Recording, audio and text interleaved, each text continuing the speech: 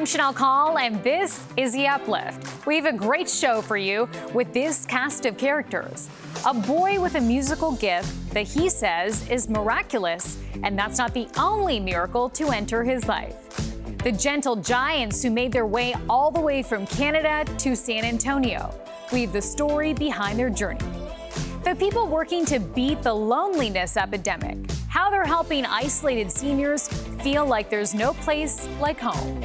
Plus, the unlikely duo who met on a train in New York and formed a long-lasting friendship that took them all the way to the Caribbean. And the viral social media trend that has us asking, who's your favorite person? All of that and more heartwarming news. You're watching The Uplift. Welcome to The Uplift, the show that's here to lift you up for at least the next 30 minutes.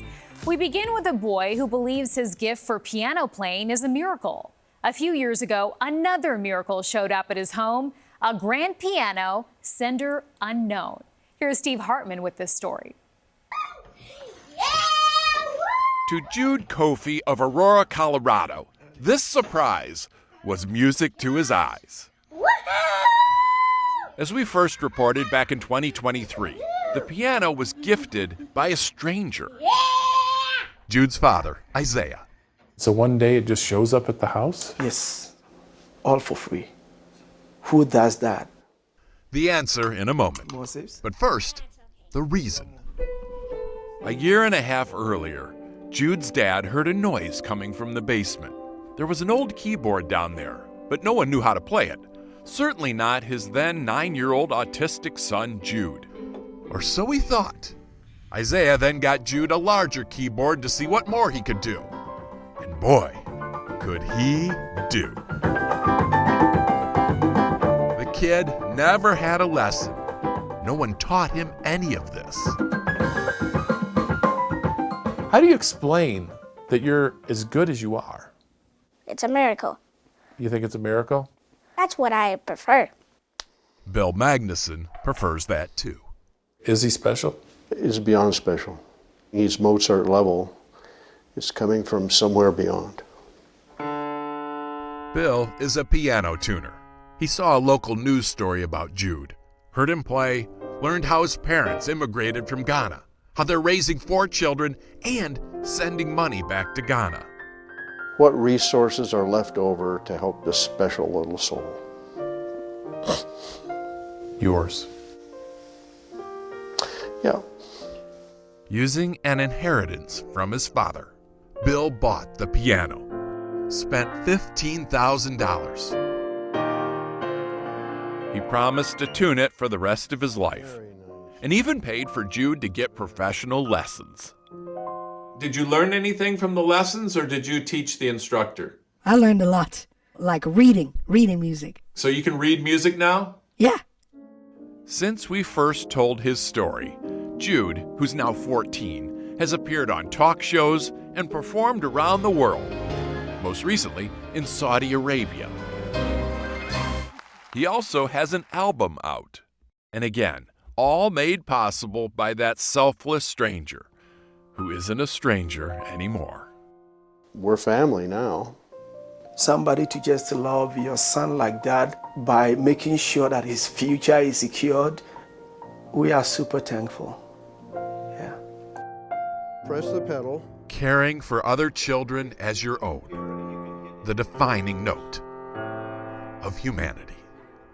Steve Hartman, on the road in Aurora, Colorado.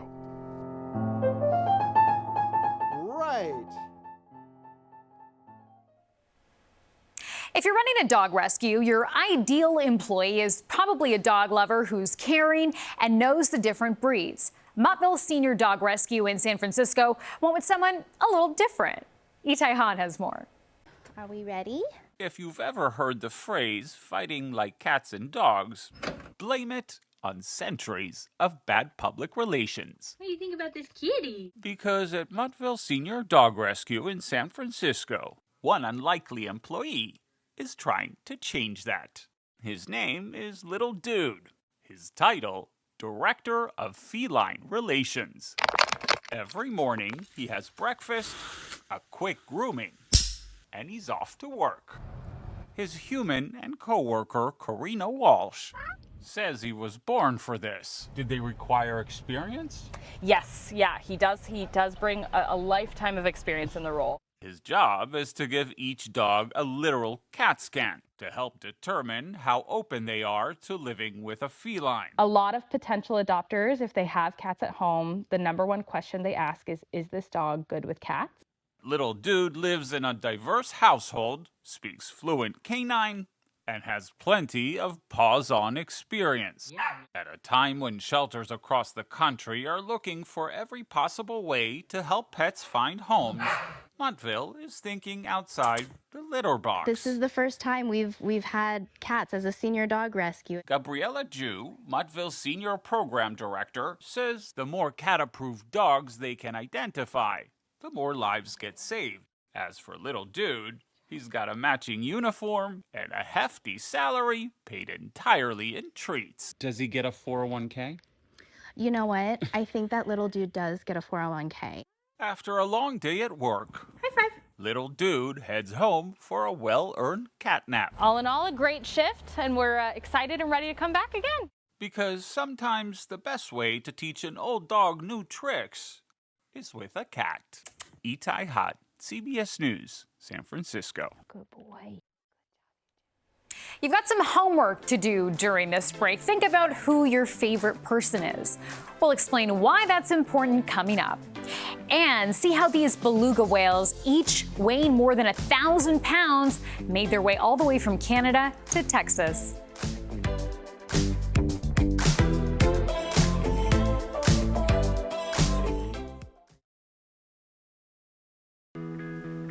Can you think of your absolute favorite person in the world?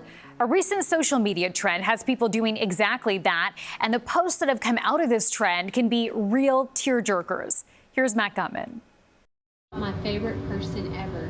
She is 5 years old, and her name is Haven Flores. Some receive it with wide-eyed wonder. He's my best friend. Others shyly cover their eyes before the tears begin to flow. Yes, she is my best friend ever. My favorite thing in the entire world. Marty the dachshund, he yawns. And he has the cutest little ears. But Scooby's antenna ears, they perk up.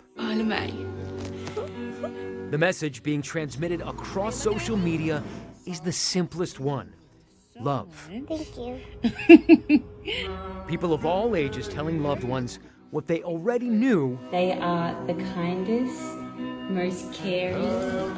But it does wonders to hear it again out loud. She inspires me every day to be a better person. Skylar's mom is proud of her daughter's resilience. Those big eyes welling up with tears and gearing up for a camera-blocking hug. In fact, so many of these videos end just that way. I love you, honey.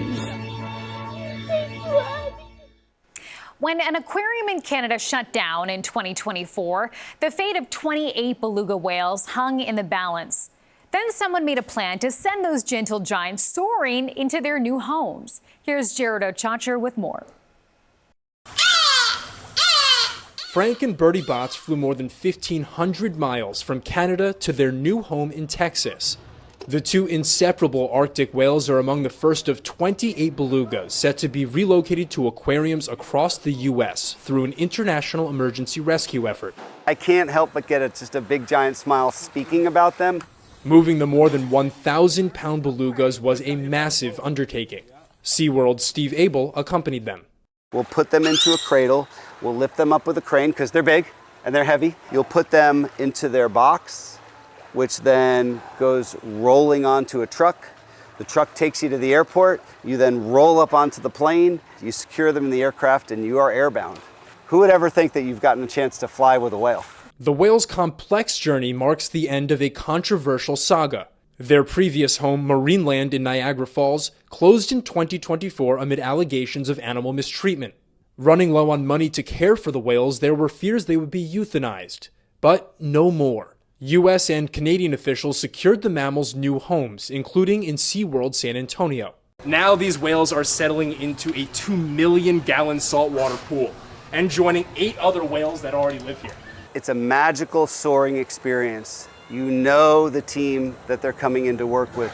You know the situation of a park that's no longer going to be able to take care of them, and you know you're a part of the solution.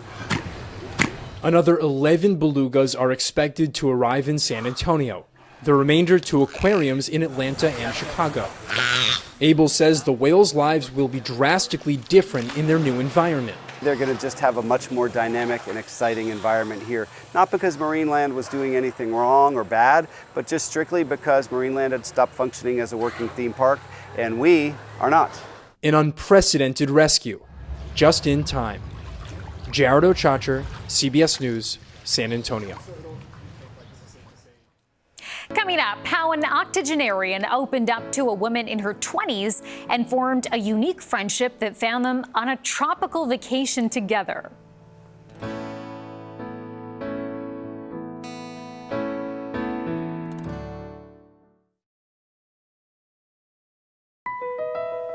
Now to a story about isolated seniors. I know what you're thinking. This doesn't seem like a good fit for the Uplift, right? That is until you realize there are plans in place to combat their loneliness, and many people are volunteering to help.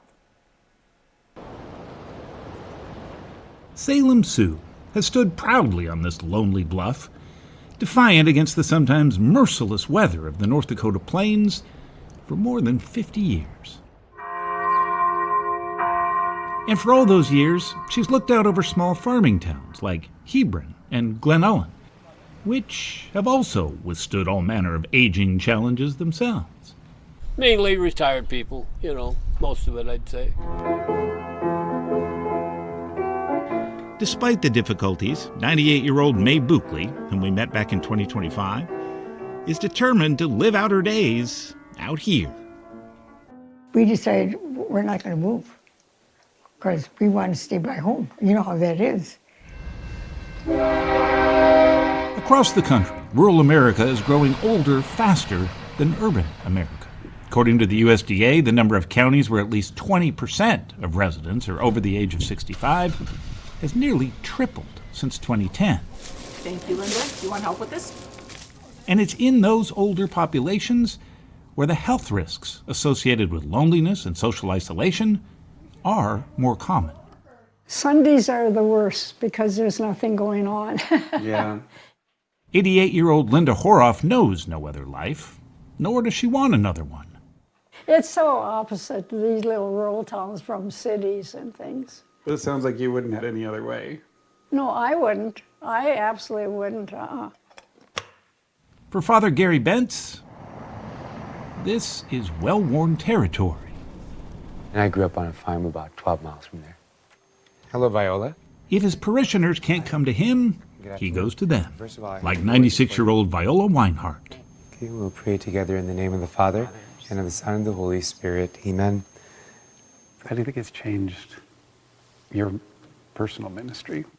It's helped me because I think it's made me more compassionate because my parents were in their situation. And so I know firsthand how lonely life can be. How many were in your family? 10?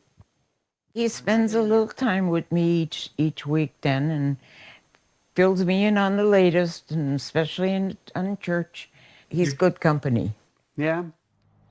In rural counties, 1 in 5 adults is age 65 or older.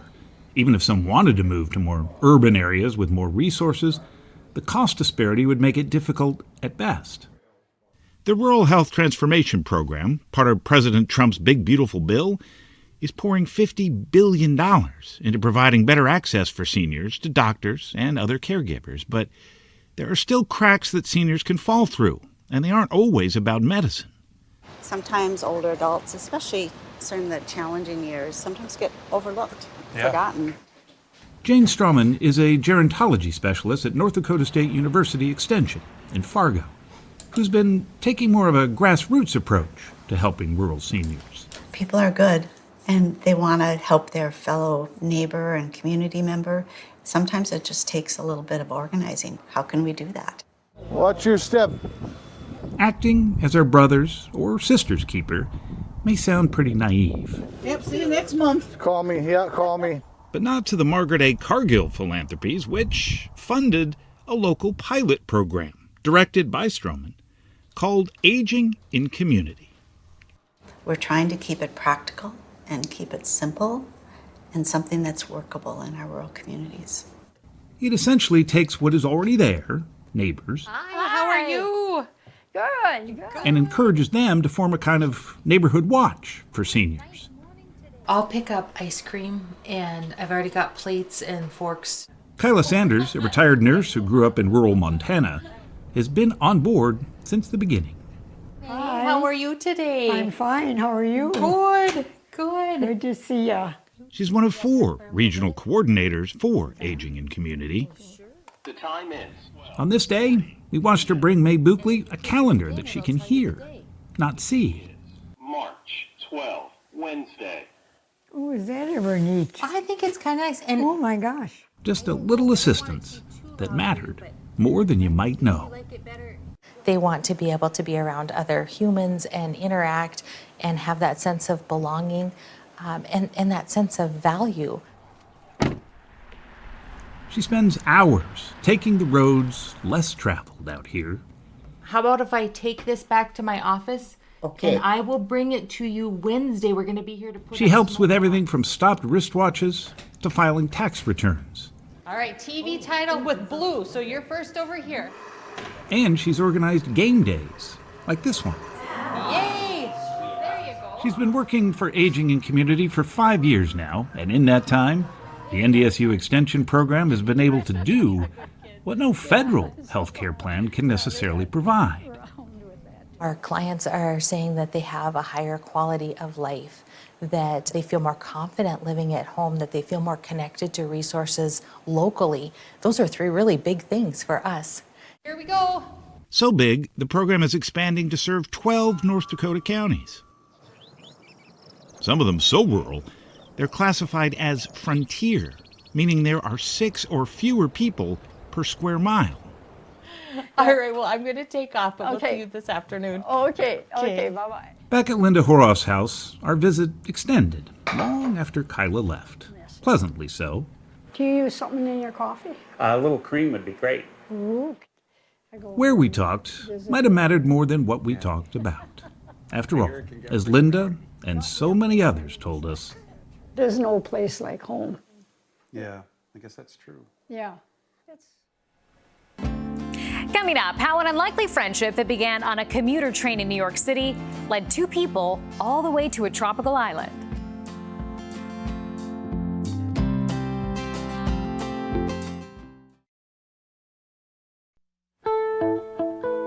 David Begno now takes us to New York City, where an 81-year-old woman started talking to a stranger and ended up forming an unlikely friendship. Here's David with the story. I have a lot to learn. Yeah, learn how to make the plátanos. Maybe you'll. Yeah, I'll cook for you next week. Yeah, right. Maria Alvarez and Molly Saley get together every Monday for good food, a little wine, Oh my God. Look. and a lot of giggling. Right? So, because I know. But how they wound up here with weekly dinners at Maria's Brooklyn home started months earlier. Of all places, on a commuter train in New York City. Molly, a 27-year-old marketing manager, was tired, had her headphones in, and was coming home from the airport back in May when a stranger asked her a question. Were you just traveling? Yeah, I was. AirPod back in, back to my phone. But that other person wasn't done with the conversation yet. I looked up again, both AirPods still in, and she repeated herself. Where did you go? One AirPod out. I was in Spain. Her eyes lit up with this childlike wonder that reminded me of my grandma. Her fellow passenger, 81-year-old Maria, explained that she too wanted to see the world, but was too scared to fly and didn't have the money. Maria told Molly that she'd left Puerto Rico in 1972 after her husband died, and she really wanted to go back to the island, but wasn't sure if she ever would.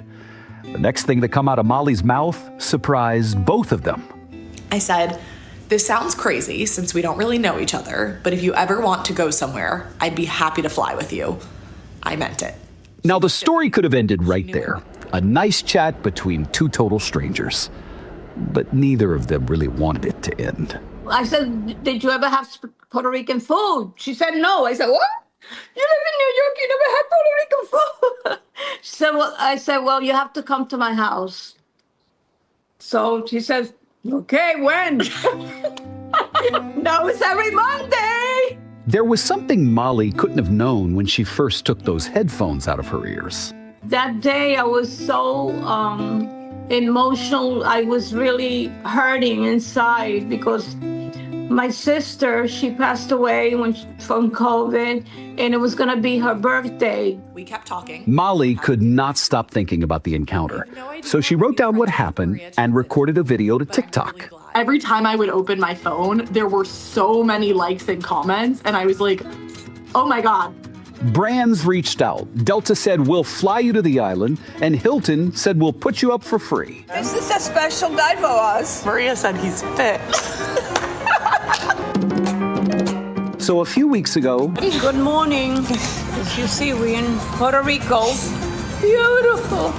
Molly made good on her offer to fly with a total stranger. Yeah, it's delicious. It's strong. So Maria could go home for the first time in 50 years. I'm not getting you a wheelchair. I'm not carrying you. I didn't believe that she would go travel with me, like for real. I can't believe it. I can't. That this all happened to me. My oldest daughter tells me, Ma, this is why you always giving, give, but you never take anything. And here comes somebody that's giving me everything I never had. What was your favorite part of the week? The whole thing. Yeah. But there was one more gift. It was a secret Molly had been keeping until last week. I'm going to tell you something. Oh, wow. Here we go. At their first dinner back in Brooklyn, following their trip to Puerto Rico, Molly told Maria that she had quietly been collecting letters from people all over the world who were inspired by their story. I just wanted you to have them. Oh, that's so you can understand. Oh my goodness. What? Tennessee, Boston? Yep. All over. All over. Oh my goodness. Because of you, I'm going to start more conversations with people in my everyday life. Wow. I never had this. I know. But Maria, you're amazing. But they weren't just sending in letters. The other thing that people wanted to do was help give money so you can buy all the baking things that you want and you can buy all the different tools that you want. People are sending me money. Do you want to know how much money? No? I did that to them. I don't understand why. I really don't. People want you to experience everything you want to experience. Are we going away again? All right, that's our show. I hope this news brightened your day and lifted you up.